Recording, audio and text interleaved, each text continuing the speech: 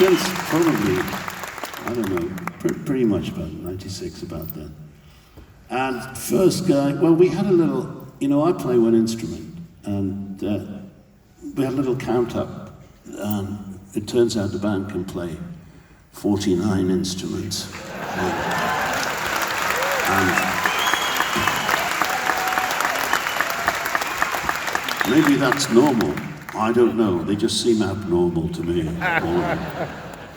And coming up off his keyboards to play beautiful guitar, which he can do, to play beautiful bass, which he can do, to produce beautiful records, which he can do, to juggle, which he can do. Guy Fletcher!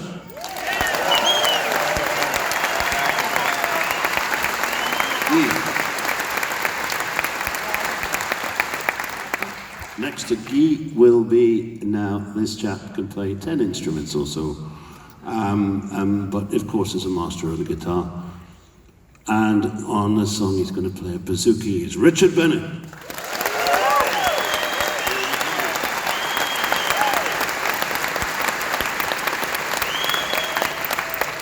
And next to Richard we've got a couple of stars from the brass contingent in the UK, and this guy played on the album on 2 or 3 things beautifully well, and it's been just a treat to have him and his bud out on tour with us this time.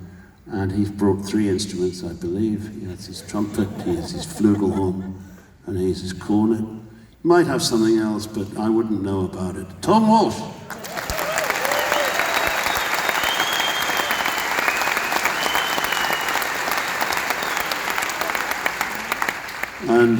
And Tom's companion on this trip is a man who plays to the same ridiculous standard, and he's brought his tenor sax, he's brought his soprano sax, he's brought his clarinet, and I do know that in his pocket he may very well have a little whistle which he's learning to play. Somebody's teaching him, I don't know who it is, but he's learning.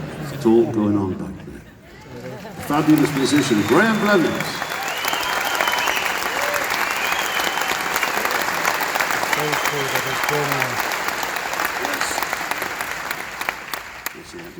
He had his debut the other night, and he was flanked by 2 of the finest whistle players in the world, and he still managed, Graham. Yeah, well done, man. Well done. And,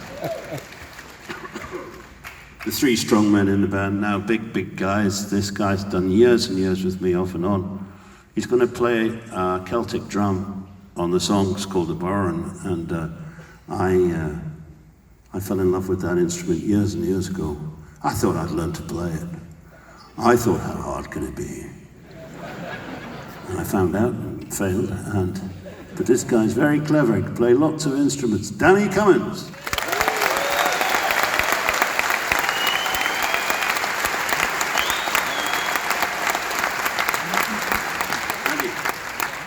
And another big man is the pride of Wales, a very proud Welshman, and is the #1 call drummer in the UK, and he's been with me for years now. And what can you say? Ianto Thomas.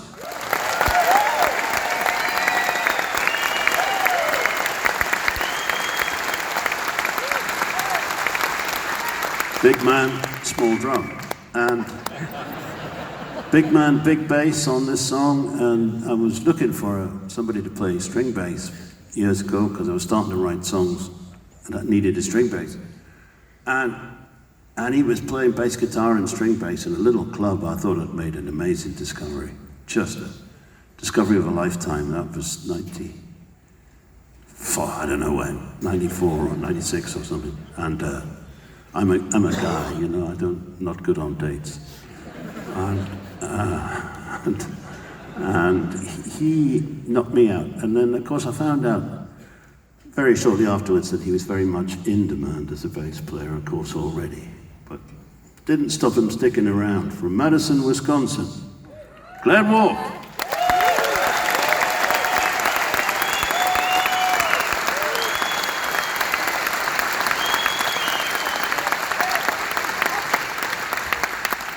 I'm talking about very much in demand. There's probably nobody any better on their instrument, on the piano, Hammond organ that I've ever heard anywhere any place, or any keyboard that should take his fancy, you know. I don't know how many instruments he has hidden down in his cave that he lives in Long Beach. But, or how many shirts he owns. How many records do you own, Jim? A lot. Never actually counted them. But he's taking a passing interest in the accordion, lucky for me. Jim Cox.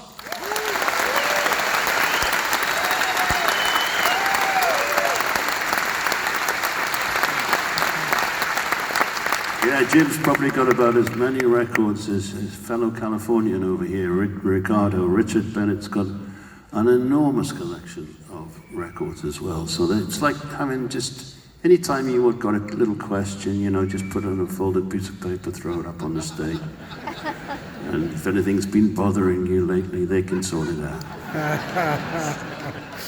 Next to Jim is one of a pair that they travel the world together as well. They've played with me for years and years now. And I was listening to a record and they were both on it. And I said to who I was with, these are two of the most beautiful musical souls I think I've ever heard.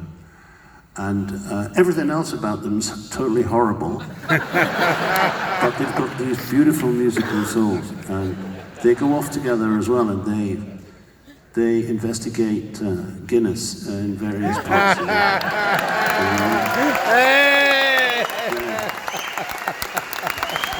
They're delightful companions on the road and just fantastic guys, and they are a pleasure to be around. So this man could make music out of a watering can. He's a brilliant, brilliant whistle player. The long and the short and the tall whistles he's the finest wood flute player in the world. He plays great guitar, you know, he plays tenor guitar, he plays the baron like Danny's playing, he plays, what doesn't he play? He plays those uilleann pipes, all that plumbing he's got on his knees there. Ridiculous. Mike McGoldrick.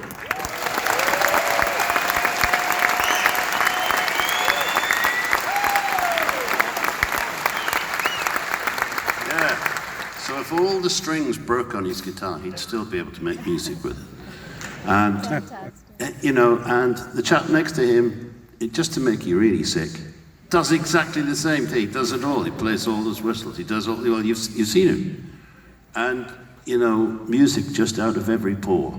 But he also is world famous, of course, for his beautiful violin playing, and has got numerous awards to boast about. From Scotland, John McCusker.